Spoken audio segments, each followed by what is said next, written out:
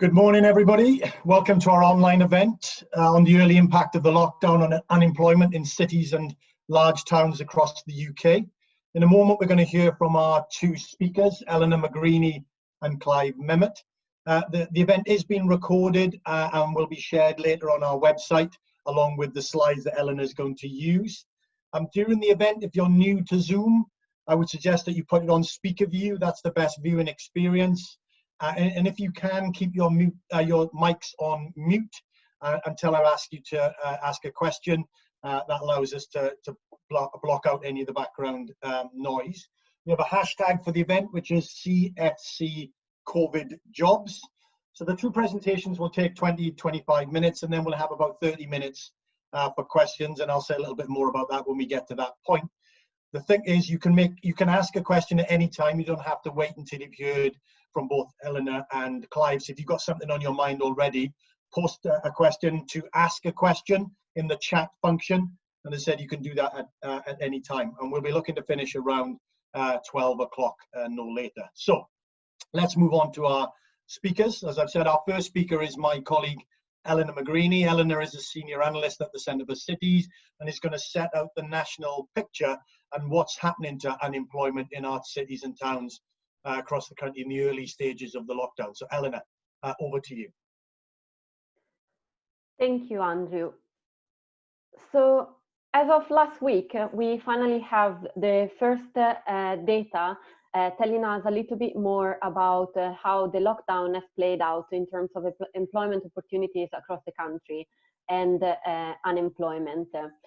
And so what I'm going to do now is to run you through how these unemployment figures have changed pre and post lockdown. And then I'm going into what does that mean for policy and what are the things the government should be thinking about. Obviously, there are going to be a lot of numbers here, but obviously it's important to remember that behind these numbers, there are people everywhere in the country that are losing their jobs. The figures I'm talking about are the unemployment benefits claimants. So that's all the people that apply for either universal credit or job seekers allowance. And this gives us a little bit of a sense of the amount of people that are actually unemployed. But for the official unemployment figures, we will have to wait a few more months. So first of all, how was the unemployment picture before we entered the lockdown?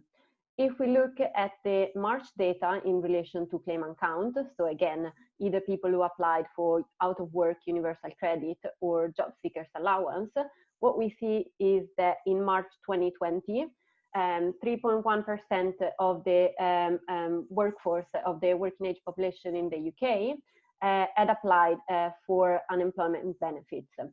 And what we see is that already before the crisis, there was a clear north-south divide, with cities and large towns in the Northern Midlands having a much larger share of people claiming unemployment benefits than cities in the south of England, with Hull, Birmingham and Blackpool having the highest levels of claimant counts of any of the 63 largest cities and towns across the UK. Now, 23rd of March, the lockdown comes in, and we heard a lot about the rise in unemployment across the country, and we saw the headlines. The data published last week, it refers to the period going up to mid-April till the 9th of April, so just a week before the Easter holidays. And what it shows is an unprecedented rise in people claiming unemployment benefits. So as of April 2020, we have 2.1 million people in the UK applying for unemployment benefits. And that's a 2 percentage point increase compared to March, or approximately an increase of 850,000 people compared to the previous month. Two things to notice here when we look at the breakdown locally of these stats. First of all, no place was left unaffected. the number of people claiming unemployment benefits went up everywhere in the country. And even the places that have seen smaller increases in the number of people claiming benefits have seen increases. So unemployment compared to March has gone up everywhere in the country. And the second thing to notice is that unemployment has gone up quite a lot in some places in particular. And these places are mostly places in the North and Midlands. When we look at the 10 cities and large towns with the highest increase in the number of people claiming benefits from March to April 2020, what we see is that Blackpool, Liverpool and Hull are the three cities that saw the biggest increases, and that all the 10 cities with the largest increases, with the exception of Belfast, are all in the North and Midlands of England. So there is quite a stark picture there. Now, what does that mean in practice? When we then look at the static picture again from April, so similar picture as the one in the very first slides from March, but for April 2020, what we see is that what COVID-19 and the lockdown have done to begin with, because obviously we only know what has happened till the first week of April, is that it's been reinforcing existing patterns in unemployment claims. We see that the cities with the largest share of population claiming unemployment benefits are still cities and large towns in the North and Midlands.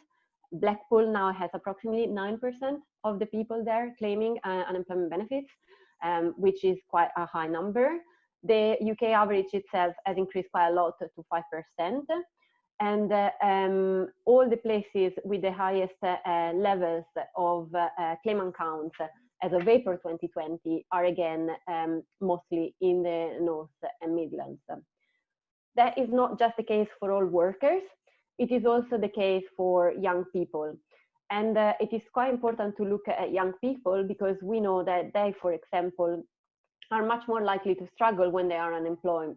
And what also we know is that the effects of being unemployed will be felt more strongly by them, and the scarring effects this will create will stay with them for the rest of their careers and working life.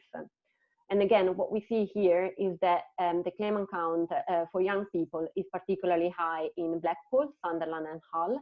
Again, a very north-south divide here, whereas it is much lower in cities in the south of England. Places like Exeter, Oxford and Cambridge have way less young people claiming unemployment benefits than cities and large towns in the North and Midlands. Now, these figures in itself are quite worrying, especially because we know that they only get to mid-April. The release next month is going to give us a complete picture with the data for May as well. But one of the questions we have been grappling with, and a lot of people have been grappling with, is why do we see this variation in terms of the rise in unemployment in different parts of the country? Now, here there are a number of factors at play. We can't as of yet pinpoint and clearly say which one is the factor that's driving this number. It's likely be a combination of a few things. First of all, we know that there are some criteria that people need to meet in order to be eligible for benefits. For example, if you need to apply for universal credit, you need to only have a certain amount of savings. We know that the amount of savings that people have varies quite a lot across the country. So part of the reason why some places might have seen a much larger rise in unemployment compared to others could be because they have a bigger share of population that is eligible for these benefits compared to other places. So that could be one reason for these differences. Another difference that could be at play here is around business confidence and the use of the job retention scheme. We know that in March, the Chancellor has put in place a very generous job retention scheme to support firms during this period and to avoid redundancies. Now, one of the reasons why these differences in unemployment could be that different firms in different parts of the country have decided to make a different use of the job retention scheme. And if a firm or a business in one place is more confident that it will be able to bounce back more quickly after the lockdown, he might have decided to put his employees on the job retention scheme. While on the other end, if they're not so confident about their ability to bounce back, they might have just decided to let people go and make them redundant. So if there has been a different take up of the job retention scheme across the country, this could explain some of the differences in unemployment that we're seeing. However, it's really important to stress here that at the moment we have no information whatsoever about where are the people that have been furloughed across the country, and so it is really hard to understand what the impact of the job retention scheme has been on these unemployment figures. Then the third reason that could be playing out here in terms of this data is that the share of jobs directly impacted by the lockdown might be different in different local economies. We know from research my colleague Catherine has done earlier in April that almost in every city in the UK, 1 in 5 jobs have been directly impacted by the lockdown. But we also know from that research that in some places, the number of jobs affected has been much larger. And it would be reasonable to believe that the places with the largest numbers of jobs affected by the lockdown are more likely to have seen a large rise in unemployment. Actually, however, as I said, this might not be the case because the job retention scheme is in place, and this might play a confusing role at the moment in terms of the unemployment figures. So what you have in front of you now is the top 5 cities and towns in terms of jobs at risk due to the coronavirus and the lockdown. And what we see is that Crawley, Luton and Derby, together with Blackpool and Peterborough, are the 5 cities that in theory have seen the largest number of jobs put at risk by the lockdown. And one would expect that the unemployment figures for these places would be among the highest, just to reflect the amount of jobs at risk. However, when we look at how these 5 places responded in terms of unemployment claims, what we see is that actually they had quite different reactions. What we see is that Blackpool was one of the cities most exposed in terms of jobs at risk, and also one of the cities that experienced one of the biggest rise in unemployment claimants. On the other hand, what we see is that Crawley had a very large number of jobs at risk, but an average response in terms of unemployment. And on the other hand, Derby, Peterborough and Luton all had very large numbers of jobs at risk, but very small increases in unemployment claims. And part of the reasons behind this data could be related exactly to the take-up of the job retention scheme. If that take-up has been different in different places, that could explain why a place like Derby hasn't yet seen an increase in unemployment, but might as well see it in the future, in the coming months, as the job retention scheme gets phased out. So what does this all mean for policy? As I said to begin with, these are a lot of stats, but behind every stats, there are some people that in different parts of the country are losing their jobs. And what it seems to be happening here is that the initial effects of COVID-19 are reinforcing existing patterns in inequalities and unemployment claims across the country. And what we also expect is to see unemployment to rise in coming months. So this is not the end of the story. It's likely to continue for some time. Why should we care? Well, first of all, from an individual point of view, we know that unemployment is bad for people.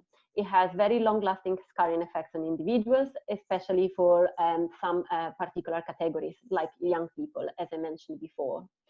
We also know that if these unemployment patterns continue once we recover from the lockdown, what we will risk to see is a widening of inequalities across the country. So completely against what the government agenda about leveling up was to begin with pre-coronavirus. And then thirdly, we should be really concerned because the kind of response the government will put in place will determine the ability of people to bounce back into the labor market. We know that previous attempts haven't always managed to achieve these desired results. So what could the government do this time round? First of all, we know from previous experience that there are things that work better than others. And one of these things that we know works is providing one-to-one support for unemployed people, So getting the Job Center Plus involved and getting them a system in which each person that's unemployed has a coach that provides them targeted support to get back into the labor market. And this is particularly important for vulnerable groups. So for people that have been out of the labor market for quite some time, the long-term unemployed, as well as for the young people, because we know that the scarring effects will play out for a longer time. And for older workers, because we know that older workers are less likely to be unemployed, but much more likely to be unable to bounce back into the labor market once they are actually unemployed. Then, second of all, as I said, the figures that we're seeing in terms of unemployment right now might not be the complete picture. And the phase out and how we will phase out the job retention scheme will determine the amount of people that will actually be unemployed in the short term and in the longer term. So to ensure that the phase out of the job retention scheme reduces or minimize the unemployment spike, what we need to do is to ensure that the phasing out goes hand in hand with skill support for people so that they're able to bounce back quickly into the labor market. And third of all, what we know about a lot of these places is that, especially the places with the weaker economies, the first 2 points are about supply side intervention, trying to make people ready to be into the labor market. But what we know is that a lot of weaker economies actually struggle to provide the jobs that these people need to go back into to be able to thrive in the labor market. So when we're thinking about how to reduce unemployment, we need to think about ways in which we can stimulate job growth, job creation, and innovation in parts of the country that now have weaker economies, so that they will be able, in the longer term, to actually level up. And that's it from me. Thank you so much, and I'm passing back to Andrew. Marvelous. Thank you very much, Elena. And not to be too doom-laden about where we are, as Elena said, what we're seeing in terms of the local unemployment numbers is only a partial picture, and we'll have a fuller, more detailed picture, I think, in the months ahead. And obviously, there are questions about the extent to which we can understand what's going on in relation to furloughing and the information available for that, which we might come on to. Don't forget, if you have, so we've had some questions already to Elena. If you want to ask a question of Elena, don't have to wait until the end. You can submit a question now to ask a question in the chat function. But our second speaker is Clive Memmott. Clive is the Chief Executive of the Greater Manchester Chamber of Commerce. He's going to set in a bit more detail what's going on in Greater Manchester and how they're beginning to kind of respond to the lockdown and to the situation after that. So Clive, over to you. Thank you. Good morning, all, and welcome to yet another Zoom self-help group to deal with our repetitive Zoom syndrome. I think this will build on Elena's excellent presentation, and I'll try and build a narrative around those numbers that so clearly paint this very vivid picture. If I'm talking at the moment, again, there's so many numbers around at the moment, and you kind of stick to the high-level stuff, and I've just picked out a couple. When you look at the national situation, I mean, the government in April borrowed 62 billion quid. In the month earlier, in March, we'd forecast 55 billion for the whole of the year. I mean, these are eye-watering numbers. We're clearly openly talking about, you've just seen evidence of that, unemployment numbers, unemployment about 10% and rising to 3.5 million and probably above that. Well, that clearly, absolutely, irrefutably will have is a disproportionate impact on the North and the Midlands, areas outside of the prime South East and that catchment. And remember that then within areas like Greater Manchester and the North, Manchester, the big cities like Manchester and Leeds, will actually get through this. It'll be very, very difficult, have huge impacts. But for the surrounding areas, it will be really tough and will have long-term implications. And let's be also clear, this will have an absolutely disproportionate impact on young people as well. It clearly puts the government's much vaunted levelling up agenda at more risk. I'm not saying it puts it at risk, I'm saying it puts it at more risk, because I think it was actually at risk in the first place. Let me also then draw out the sector, we can all look at individual sectors and we don't want to get drawn into too much of that, but the impact on retail, leisure, hospitality, the nighttime economy in major cities is huge. If my memory serves me right, I think retail employs about 3 million people. It's the biggest private sector employee. That's about 1 in 10, isn't it, of people employed. And that's without counting that huge supply chain and knock-on, in leisure and hospitality in night time. And again, that is in an extended period of lockdown. There will be huge ramifications on there and huge impacts on employment. I think one of the problems that we've got at the moment is, again, when you're all on this call, in endless conversations about what the future looks like. And I mean, one of the big problems at the moment is trying to focus on what you can actually influence and not try and boil the ocean and address everything. And I think that really is a very great problem. Often it's a big problem working with public sector colleagues on this. I think one of the biggest issues for us in Manchester, and I'm sure in other areas as well, is we're entering a prolonged period of big government, and we could have the remarkable situation where a Conservative government privatises social care. These are remarkable times. But I think what we've got to get clear is that, big government must not default to Westminster-based, Westminster-centric government at all. It has to be plural and inclusive and include our mayors, our combined authority representatives. It must have a completely different look about how we do government going forward. Now, what I would certainly say is that we should clearly divide between the emergency period and the recovery period. And in the emergency period, there certainly was a huge place for Westminster-based government to kick in, deal with the health issue, and we can all have views on how well it's dealt with that, but then obviously also try and protect the business base. Now, let me talk a little bit about that.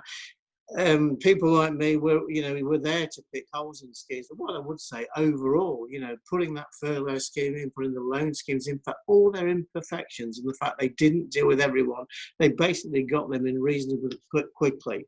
However, the recovery is a completely different issue, and as everyone's finding out, it was entirely predictable. Guess what? That's incredibly more complex and difficult and nuanced. And this certainly is an area where you cannot just do this from a command and control mechanism based on central government. And we're going to have to look very, very differently at that. Now, what's pulling against that, as government spends more and more money centrally, of course, history tells us that it wants to control that spend more. So this is going to be a difficult debate as we move forward. I think that rolls also into, in the recovery period, the fact that health and economic issues are inexorably linked. They're not binary. Again, it was entirely correct that in the initial phase of this awful crisis, we dealt with that primary health issues. But in recovery, that health and those economic issues clearly begin to merge.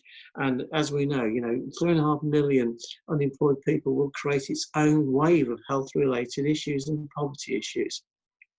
The biggest area at the moment, surprise, surprise, most of it, is the notion of a safe return to work. And one of the biggest problems there is, of course, it's changing the behaviours that we've stimulated and encouraged in the last few months, getting people into that workplace. And one of the things that I'm concentrating on at the moment with a lot of my colleagues here is it's not just about creating a safe place of work. It's about the transport to and from the workplace, and it's the public realm that the workplace sits within as well. You can't just take one bit and say it's safe. All those things have got to link together.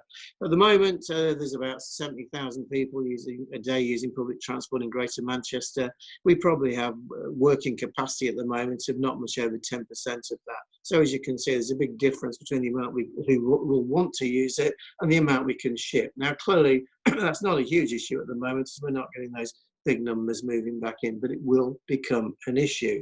And certainly at 2 metre distancing, it becomes a major issue. What I certainly don't understand is why different capacities are being used in different parts of the country. I think my memory serves me right, about 15% in London on public transport, up to 30% in some areas in the West Midlands, and I've just given you the Manchester figure. Going back to the major topic of today, which is about unemployment and the impact there, we're going to have to see some huge state interventions, and again, unashamedly young people. Now, my own I think defining what young people is a really important issue. My definition is up to the under 30s, basically, because all the evidence shows if you're on that 24 through 30 group, you are incredibly vulnerable in what's going to come in the next few years. And we're certainly going to have to see, for all its imperfections, some form of the flexible New Deal introduced. Now, again, if my memory serves me right, I haven't checked this, but I think flexible New Deal, which was what, 2009, was funded by about 5 billion quid, which was a windfall tax, wasn't it, on utilities then. The furlough scheme cost £14 billion a month alone. So again, it's getting your head around these things.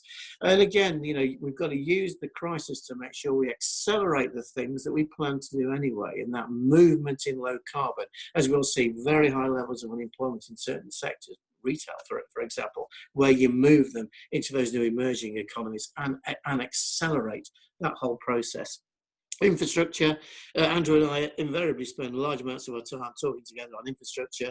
And again, whilst you're spending all this money, sometimes to some people it's counterintuitive to say you've got to spend even more on infrastructure. We must keep infrastructure going. That's national infrastructure, and then the stuff that links to that final mile. Get to the final mile, link it together. Let's make sure that that National Infrastructure Commission report we said about the importance of delivering really efficient public transportation in major cities and towns must be accelerated. We must continue to be ambitious. And again, in terms of public transport, nothing, mass public transport, nothing is more important than that at the moment in terms of looking forward at the future and the changes that people are predicting on the back of this pandemic. And again, how you fund it, long-term settlements, long-term devolved settlements with less strings from central government has to be the way forward. Has central government got the desire and the guts to do that? We'll see. I think they get it, but it's actually making that happen. Again, as we move out of furlough, you heard Elena talking very eloquently about that. We're going to have to look separately at some sectors. We can hear what the direction of travel is. You know, we've got that part-time working being brought in August and onwards. But let's be clear, surely retail, hospitality and leisure, parts of that are going to need structural long-term support. You know, this is not just you can't just say the market rationalizes itself here. We have to help it restructure, repurpose and replan. And really, I mean, I think I rest my case at that point and obviously really looking forward to the discussion. Fantastic, Clive. Loads in there. It'd be great to come back to you and just get your reflections on, you know, where you think Greater Manchester is in relation to, you know, getting the public transport system back up and working, as you say, incredibly important to the functioning of our places, and particularly our bigger places where ideally we want more and more people to be on public transport. That actually is the policy objective, but in the current moment, that is proving a challenge. So I think coming back on that, and then picking up your thoughts on, we've had several questions which we'll come to, I'm sure, on, you know, the relationship between the national and the local, or the national and the mayors, and how you think that might evolve over time. Elena, before I kind of launch into some of the questions, we've had several points of clarification on some of the data that you've presented, and I'm gonna ask a couple to ask first question. But there was several around the furlough references that you made. Can you just say something? We've got decent data now on the state of unemployment. What's the state in terms of the data and therefore our understanding about furlough and the extent to which that is varying across the cities and the towns that we're looking at? I'd be interested to get Clive's reflection on whether having some of that information would be really helpful for them thinking about what next to do in the recovery phase. Elena. Yes, as Clive said earlier, what we know about furlough data is that there are approximately 10 million people that are currently put on the scheme, like a third, one in 3 people are at the moment on the furlough scheme. Having said that, though, we don't know where they are across the country. We don't know in which industry they are working. And so it is really hard to, if we're thinking about the phasing out of the job retention scheme, it is really hard to tailor it to the different needs of different parts of the countries or different industries without actually having a clue of where these people are being followed the most. We know that the ONS has been trying to fill this gap, but trying to understand a little bit more which industries are using this this scheme more, but that's as far as it goes, and we don't have any official data on it. Clive, what's your, I mean, from your point of view, I mean, how that kind of used information, I assume, you know, we know it exists, having that available at the Greater Manchester level, I'm assuming would be hugely valuable. How are you trying to deal with just trying to figure out what's going on the ground? Gosh, we could spend hours talking about data. I know the number actually. The current estimate in Greater Manchester is about 335,000 on furlough, which is about 26% of the working population of the city region. I think it was really interesting that those numbers that Elena showed in the presentation on Derby, because that absolutely paints the picture, doesn't it? Whereby they were the third most at risk, I think, for job losses, and yet was relatively low on the current claimant count. Well, that's because of the impact of one single massive employer, isn't it? Rolls-Royce. Loads of people on furlough. They've made the announcements last week about potential redundancies. Yeah, no, absolutely. And there were several questions. Go on, sorry, carry on, Clive. I think on your more general point, you're right. And every day we say, you know, we want more numbers, we want more numbers, we want more. Of course we do. But I think that, well, I keep reminding people, you're dealing with big scale, big problems now. So, you know, even though you haven't got perfect numbers, you have to start planning for this scale of problem. Yeah, no, absolutely right. And Eleanor, come back to you. There were several questions again in relation to Crawley, for example, versus Blackpool, and whether the economic structure of those places, as Clive has said, you know, the way their economies are organised, tells us a little bit about why we've seen big uplifts in unemployment in Blackpool, but not so much in Crawley. But actually, we think that there are, in the longer run, more risk in the Crawley economy because of the dominance of a certain industry. Just say something a little bit more around that. Yes, so I think at the moment, given the lack of data, is all a bit. We can think about possible reasons behind it, but can't say it with certainty. We know that Blackpool economy is, for example, very reliant on tourism. It might be that the business confidence is lower there, and just businesses just decided that it was better to make people redundant rather than trying to hold on for a little bit longer. And it might be that in Crawley instead the decision was different because maybe the aviation industry will pick up again soon, or there will still be a demand for the industry in the future. But I think it's also important to remember that the data we're talking about goes up till the first week of April. Decision might have changed after that, and also again, we don't know what the decision of different firms will be once the system is phased out, the job retention scheme, because we might as well see a complete spike in Crawley back then and no further increase in Blackpool, if that's the case, because of the different take-up in the job retention scheme. Excellent. Okay, and I'm going to come to Henry Kelly in a minute and get his reflection and question. It's your second question I'm particularly interested in, Henry, which is to do with public transport and congestion charging in Greater Manchester, which touches on something a bigger point. So get ready to ask your question. But there are also other questions. So Jeff Oxendale asked a question, Clive, about where you got your estimate from on the number of people furloughed in Greater Manchester. Can you just answer Jeff's question immediately, and then I'll get Henry to ask his question, Clive?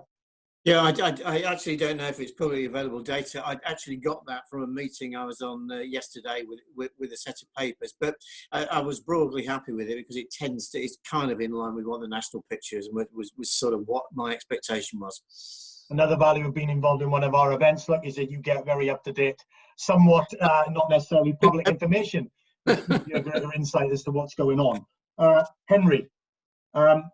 Unmute, if you will. I know you've asked several questions. One is about hidden unemployment, which Elena might want to touch on because she's done work on that as well. She's probably done work on most aspects of the labour market in our cities and towns. She could address that. But it's your congestion charging question I want to raise because it connects to Clive's points about the state of the transport system and the importance of it, which is really a kind of launch in. So Henry, away you go. Henry? Are you there? He's just left. Perfect. So I've just teed him up, and now he's just left the meeting. Sorry, Henry, if we've missed you'll hear it if you listen back. So Clive, I'll ask it on his behalf.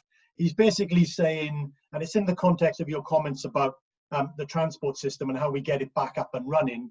Is congestion charging now back on the table in Greater Manchester as part of a recovery package for the transport and getting the transport system back working in Greater Manchester? Clive, over to you on that lovely sensitive topic. Not at the moment, but of course I think it will come back on the agenda.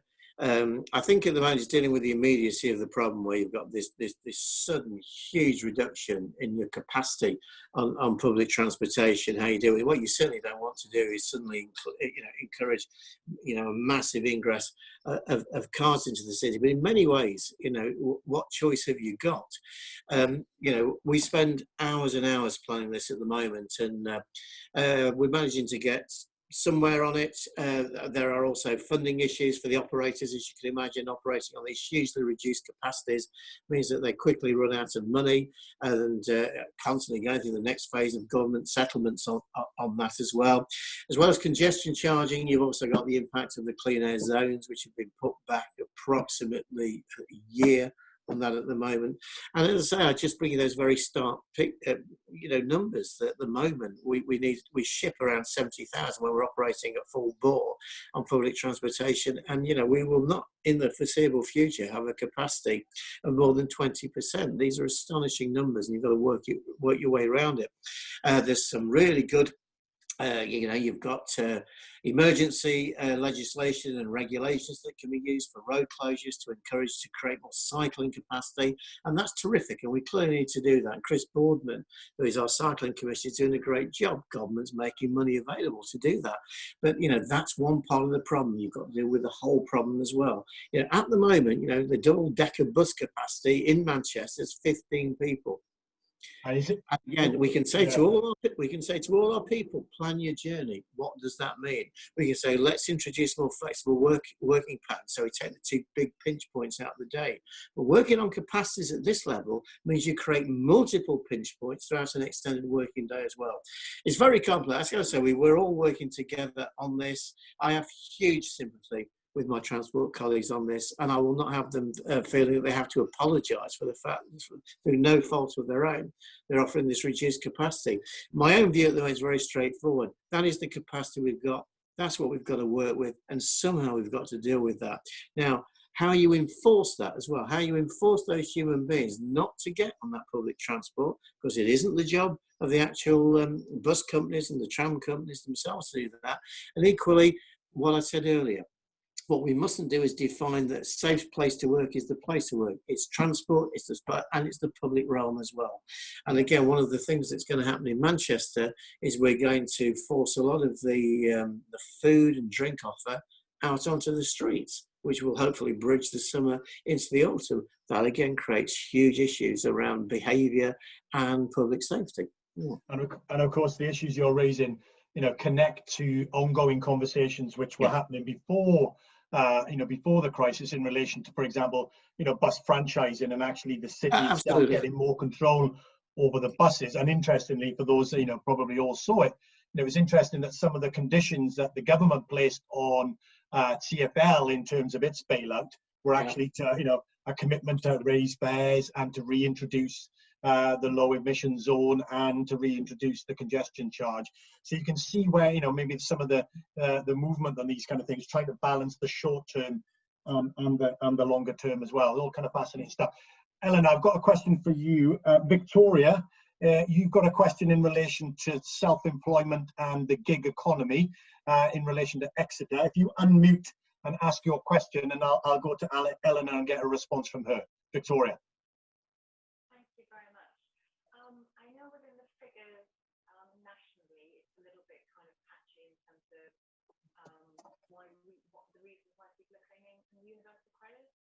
I know within Exeter, looking at information that we've had from you guys in the past, that there's quite a high number of people who are self-employed in Exeter, and speaking to the job centre in the city, that's been one of the prior reasons as to why people have claimed universal credit. I'm just thinking, have you seen that across other areas within within England.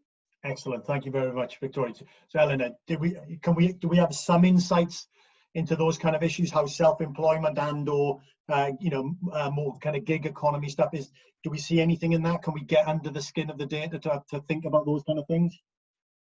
So it's likely that self-employment has played a role in the spike in number of universal credit, especially in that beginning period in between the last weeks of March and beginning of April, before the government announced further support for people that are self-employed.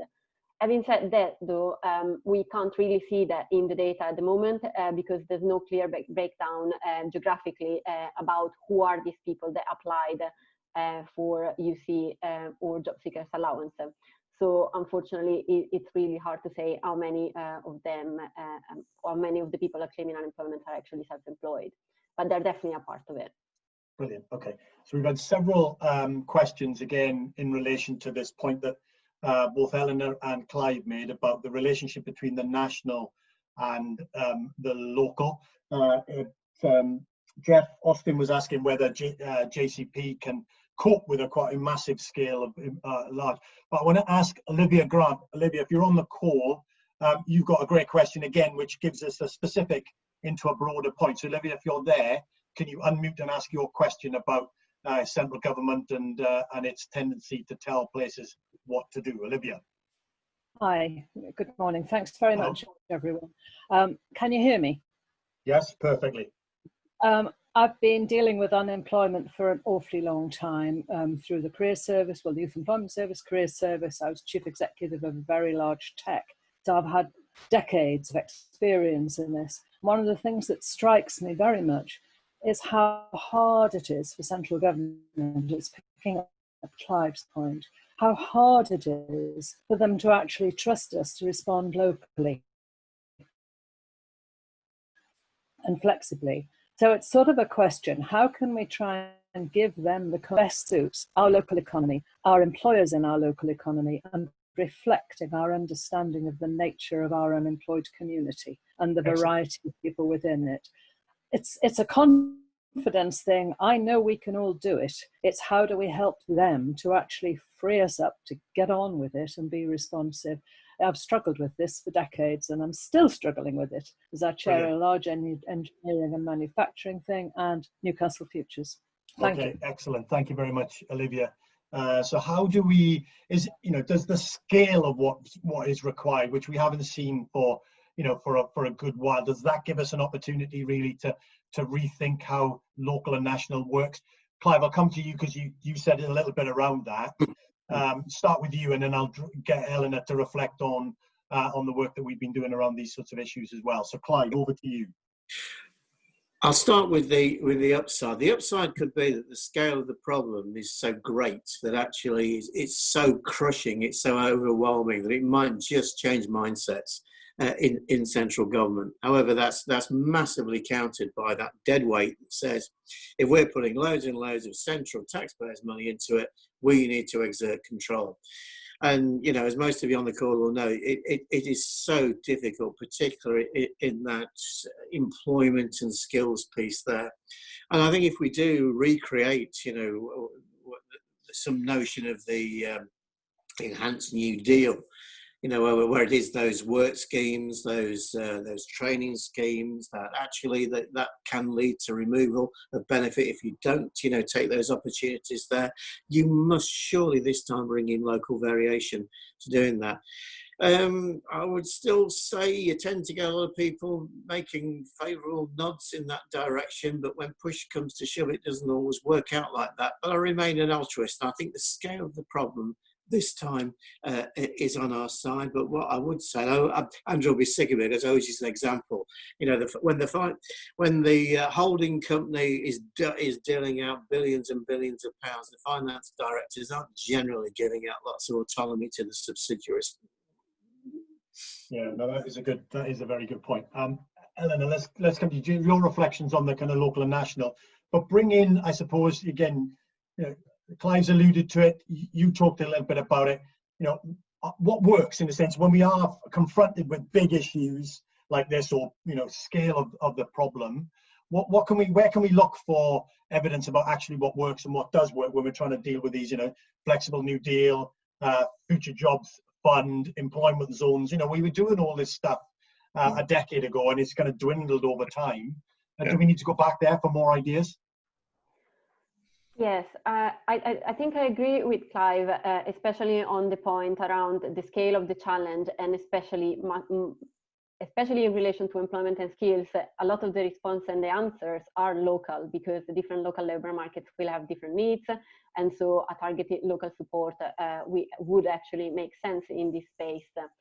In terms of things we know that work, again, we know, for example, that the amount of support, direct support that people that are unemployed receive can make an awful lot of difference. And we know that that is something that's very targeted and very local in nature. So, for example, if we see a spike in unemployment in some places compared to others, that should be where most of the resources go, because it's there when it's going to make the biggest difference in terms of this one-to-one support. Then again, the other things to consider is what I was saying earlier in terms of the demand side as well. Things like the Future Jobs Fund, previous deals that we had, they're really important in creating opportunities, for example, for young people to bounce back into the labor market. The question is, what's the kind of labor market that they're going back into once you take these jobs away, because the jobs in the Future Jobs Fund were created on purpose to get a temporary employment for young people. They weren't necessarily jobs that were available in the local economy in the longer term. So that's something in there. And I mean, I don't know if jumping in on the point Olivia was making about how can local convince national that they can do it. Yeah. I would personally stress that there are some places that are already doing it better than others at convincing government. And the way they're doing it is by showing leadership and trying to do most of the things that they can already at the local level within the powers they've been given, or like trying to make their system more streamlined and efficient and trying to reduce duplications, which are things that don't necessarily require powers to be given from national to local, but that can make a big difference when you're actually talking about provision of services locally. Cool. Okay, very good. We've had several questions. I want to move on to, we've had several questions, maybe we'll come back to that point in a second, but we've had several questions in relation to the sector approach and the merits of that, but also in the sense of trying to think about how we might move or support workers and or firms to move from one sector to another. And we've had, on mine it's Traman. Traman, you've asked 3 questions. I want you to ask your 3rd question, if you don't mind, which is about your kind of sectoral structural support question, which I think several of others have asked as well. So Traman, if you're on the call, can you unmute and then just ask your question? Oh, hello there. Thanks, Andrew. That's all right. Yes, it's Toyaba Rahman is the name. Sorry. That's quite all right. Now it's T. I think. Anyway, I apologise for that. Go ahead. That's quite all right. I've been involved in town and city centres for a number of years, and of course we've been going through a huge change in our towns and cities for a number of years now, and we've been talking about what this structural change is going to be and how we're going to transition into our new town and city centres and what they're going to be looking like. But Clive mentioned that there needs to be some long-term structural support for the towns and city centres and those retail, hospitality, nighttime economy sectors as well, to replan and repurpose them. I was just wondering if he could come up with some suggestions of what those structural changes could be and why they would help those towns and city centres. That's a great question, big question. Clive, solve the problems of our declining high streets in less than 2 minutes, if you will. Everybody's with their pen, they're about to write this down. Oh, you are a tease. I think again, I go back to what we were just saying in the last question. The problems now are going to be so great and allow us to accelerate things that we've sat on before, even if you just looked at it from the simple prism of business rates.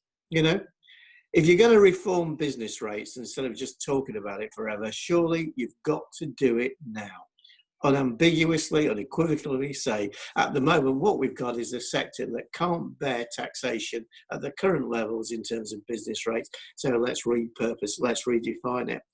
You've got very complex relationships here, as the questioner clearly knows, between various parties here. And, we talk bluntly about reforming planning. How do we repurpose huge parts of the towns? What we've got to accept is that at the end of the furlough scheme, a lot of the businesses will not come back in. And that now in the city centres and places like Manchester, that's going to get some short-term hits, but you will get take-up again. I worry awfully about the areas outside of the cities, but we're certainly going to have to look at these spaces in a completely different way.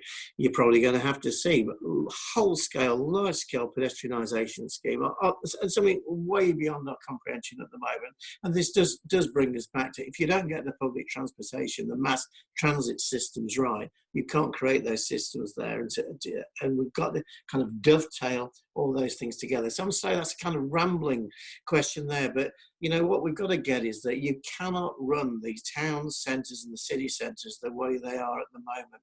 And we've not talked about commercial office space as well, and I think it's been over-egged at the moment. So they say, oh my goodness, people are never going to work the same way again.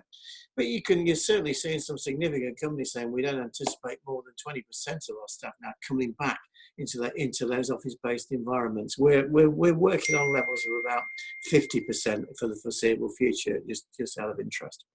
Excellent, very good. Eleanor, we've obviously been doing quite a bit of work on high streets and town centres. In the basis of the question, feel free to say a little bit more about that. You can get that stuff on our website. But also there were several questions about, almost that last point that you were making on the policy, which is really the need really to connect or reconnect, the levelling up agenda, as we were constantly talking about it 6 months ago, which was essentially how we might try to stimulate the economy of places on the demand side, not just on the supply side, ultimately. And that might mean, a kind of industrial strategy, reimagining and all of that. But just your thoughts in that sort of space, or at least, they need to reconnect those two agendas. Eleanor. Is it me? All right. Yes, sorry. you. I thought it was Clive. In terms of the leveling up agenda, absolutely. I mean, what we see now is that the government is trying to keep the economy on float, but actually some parts of the country are falling farther behind. And I think while the supply side response would kind of help bring us back to where we were initially, if we actually want to do the level up, we actually need some demand side intervention too, because without the job creations in some parts of the countries, or like more innovation in some parts of the country, then the high level jobs that bring productivity, that bring prosperity in different parts of the country won't be there, and therefore the problem will be only like brought back to how it was before the crisis, but it won't be solved. And that's also something that needs to be kept in mind when we think about the job retention scheme and the phase out of the job retention schemes, because obviously we know that the places in which the exporting base will be mostly affected will have knock-on impact on their wider economy, much more than the places in which the jobs most affected are just local services. So there's some thinking that needs to go in that space as well. Okay, very good. Let's go to one question from Capucine Rion. Capucine, you've asked 3 questions, very helpfully kind of told me that. It's your third question I'm particularly interested in. And although you've targeted it at Eleanor, I'm going to get Clive to answer it first from a Greater Manchester point of view. So Capucine, if you're there, unmute and ask your question, please. I hope that it's the right third question. So I was. It's your leadership question. Right. Okay. So, thank you. So I was just wondering which places. So Elena, you mentioned this, but Clive as well. Very interested to know which places you think are doing a good job in showing the leadership you mentioned. Very good. So they're always tough questions. So whilst Eleanor's brain is working over time to find, remember the good places, Clive, is it unfair to say to you, how would you sum up the experience of Greater Manchester so far in terms of both the immediate crisis situation and then moving into the recovery? I mean, what do you think has worked well, and What are still the big knotty questions or issues that need to be dealt with, Clive? I think, like a lot of issues, and again, as the devolution agenda began to gather momentum, and one thing that Manchester's done is that, you know, we've been on this for way over 20 years now. You know, we've constantly set our stall out to say, you know, we can do better with that money. Give us some power, give us some flexibility.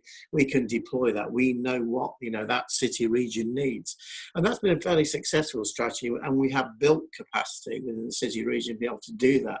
Not so many other places are in the same position as lots of others are. I think that we still got to ask ourselves questions that will be challenging, because it's no good sort of railing against the centralisation and efficiency of central government if you then build quite a similar model in your own city regions. Now, I'm not saying we do, but sometimes, you know, our own public sector can be quite centralist in its approach to doing things, as we should be moving into a much more pluralistic way of doing things. You've got to use the capacity that's available out there and collaborate in very agile ways.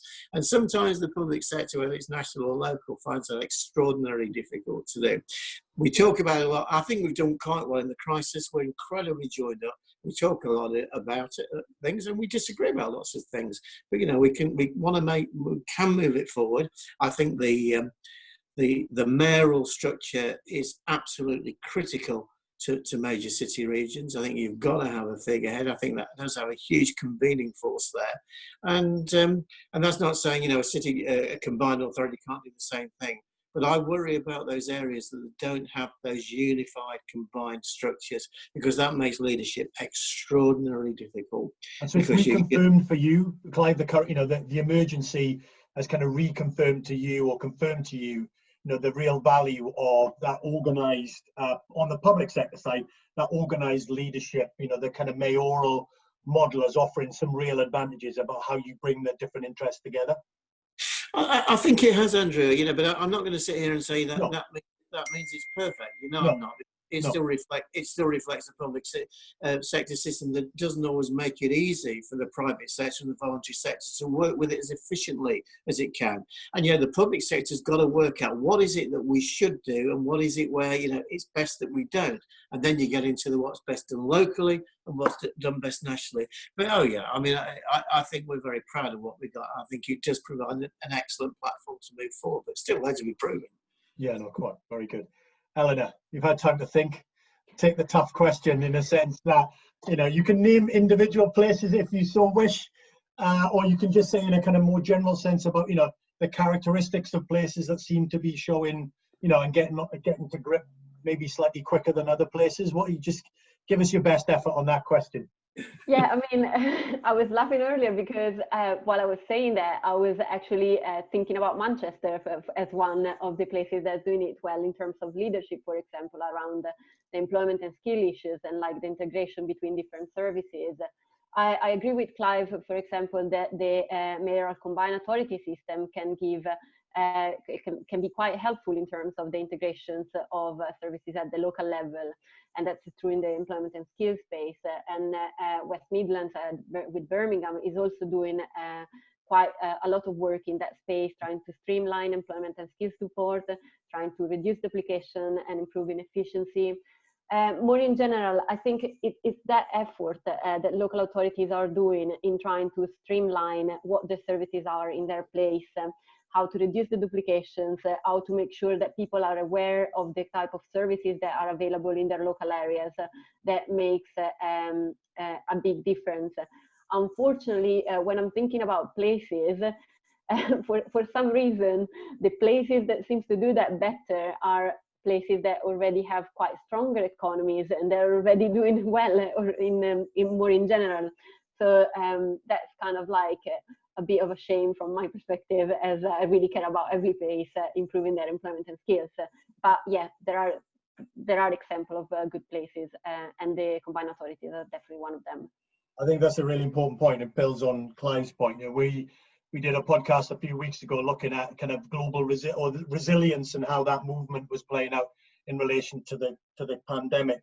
And Lena, who was my guest on that podcast, you know, very clearly said the places that are best able to respond to the current crisis had systems and structures in place that predated the crisis. You know, if you're trying to establish networks and systems and structures in the midst of a crisis, that is an incredibly big ask. And so, you know, the preparation that goes on beforehand pays dividends when you get into these kind of situations. Whereas, you know, if you haven't got that set of arrangements and trust beforehand, it's very difficult to build them and establish them amongst the emergency. I think that's a really good point. And Greater Manchester is a story about the long-term institutional building that they've been undertaking for 30 odd years, that sees them well placed, not perfectly placed, but well placed to deal with situations as and when they arrive.